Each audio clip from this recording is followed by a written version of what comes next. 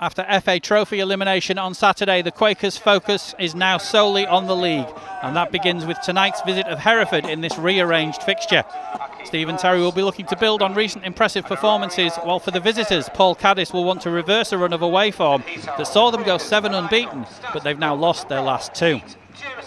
For the Quakers, Jack Maskell and Jack Lambert are in the starting lineup, replacing the benched Matty Cornish and Cameron Salkeld. And for the visitors, Declan McGlynn and Sammy Robinson replace the benched Alex Babos and Matt Preston, who misses out on the 16 completely.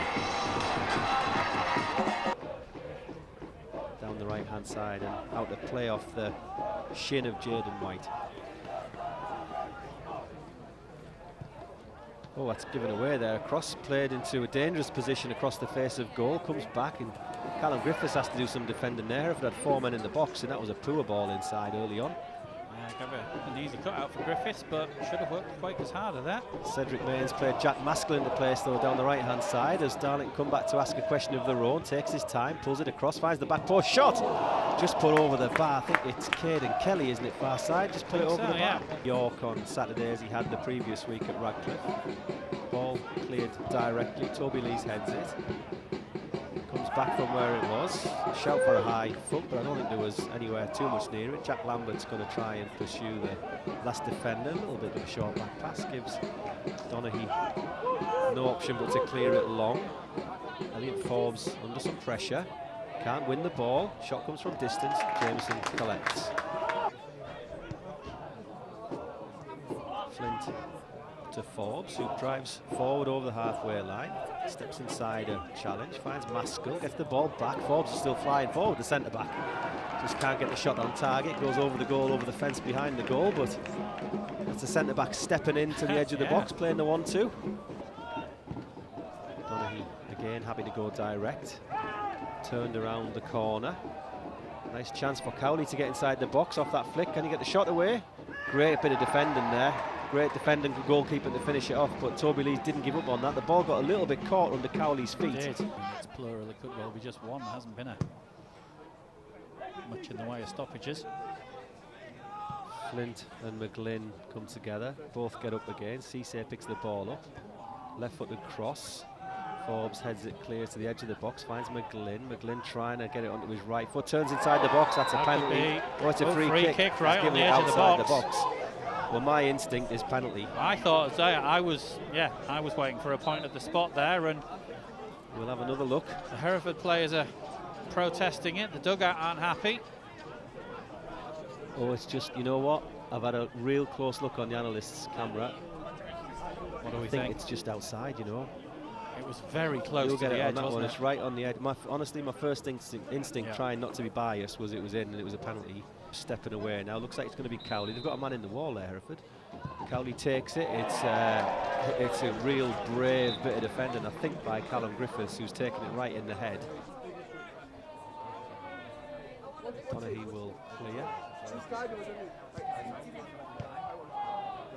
Ball is hooked down the left-hand side for Hereford. It's picked up by Flint. Nice little footwork with 2 players around him, and then drops it off to Griffiths. Griffiths finds Lambert in space. Lambert takes a touch and then finds Maskell down the right-hand side. But it's well defended again by Kyle Howkins. Have a good game. Been equal to everything so far. Trying to find the ball over the top, but Maskell couldn't get to that one ahead of Howkins.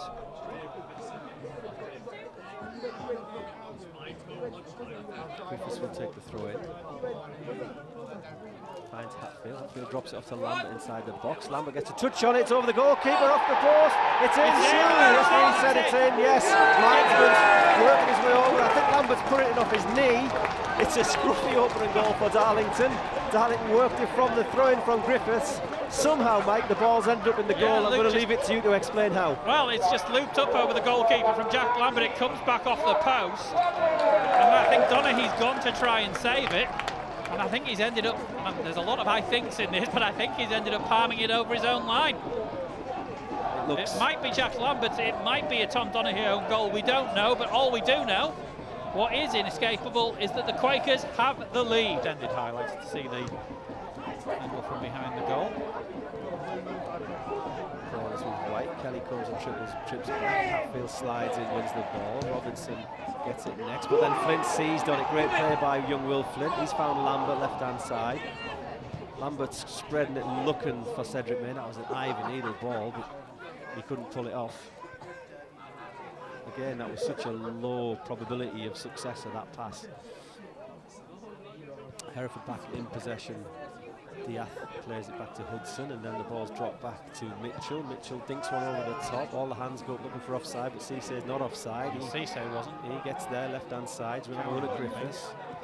Played inside to McGlynn. McGlynn gets a touch, moves his feet. Can he get the shot away? He can. Into the bottom corner. McGlynn got out of his feet. He's put it in the bottom corner, and yet again, Darlington vulnerable after scoring. Yeah, same as Saturday. Ahead for all of about 3 or 4 minutes. And as Stu says, as it was against York on Saturday, pegged back again very, very quickly. Yeah, finds Hatfield. Hatfield to Kelly. Kelly turns it inside 2 players, but loses the ball. McGlynn picks it up, the Hereford goal scorer.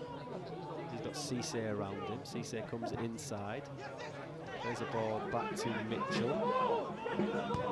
Mitchell dinks one into the box. Jameson goes back, and it's just playing over the top there. The referee and the assistant are going to agree that that's a goal kick. They did just try and exploit that for a second with White, and they could try again here. Darlington's still trying to get Scott Barrow on, but not forthcoming yet. The opportunity. Waite comes inside. Kelly running at the edge of the box into that spot where Barrow would be. Has the shot. Jameson saves. Comes back out. Flag goes up. Scott Barrow is now allowed back onto the field, but Pete Jameson having to save onto his right there. Looking for the run of Salkeld. Maskell's gone through the middle, Salkeld on the right. That's a good header into the path of Cissay down that left-hand side. Going to bring it onto his right foot. Plays it across back stick, finds McGlynn. McGlynn's touch is almost good enough, but not good enough really to get past Barrow. Caden Kelly will keep the ball in and just hooks it forward. Maskell heads it, competes for the ball. Cornish trying to get on the end of it. Maskell driving into space. Maskell thought about the shot, but finds Salkeld instead. Still too far out. Salkeld comes back inside, finds Hatfield. Hatfield takes a touch. Oh, he's been brought down there. That could be a yellow, I think. Referee thought about the advantage, but we'll give Darlington the free kick. Diath, I think it was, who slid in. Don't there's too much argument about that one. Hatfield and Barrow stand over it. 4-man wall for Hereford. Kelly separates himself from that wall. Ball with Hatfield. Hatfield takes it. It's Will Hatfield! Second time in 3 games he scored direct from a free kick. Gets Darlington back ahead. As soon as he wins that free kick, as soon as he steps up to take that free kick, you can almost guarantee where it's going to end up. Will Hatfield, direct free kick, goal! Again. Darlington retake the lead, and this time they need to hold on to it for 9 more minutes. Darlington 2, Hereford 1. Went the other way this time, went to the keeper's left at Radcliffe from that same spot. This time he goes to the keeper's right, gets it across the wall. Donaghy can't just get across in time. Headley will take the free kick, 10 yards inside his own half. Plays it across field looking for Cornish. Neither Cornish or White can win the header. Cornish has dispossessed White though, and he's going to run forward. Cornish to Hatfield, corner of the 18-yard box, but just overruns it a little bit, and Babos collects it. Plays it straight against Flint though, who's in the right place. Platt then calmly plays the ball back to Scott Barrow under some pressure. Barrow plays it down the line for Cornish. Cornish lets the ball run. Maskell's around him and will get there ahead of his man. Maskell drops it back to Cornish. Cornish has been really good since he came out.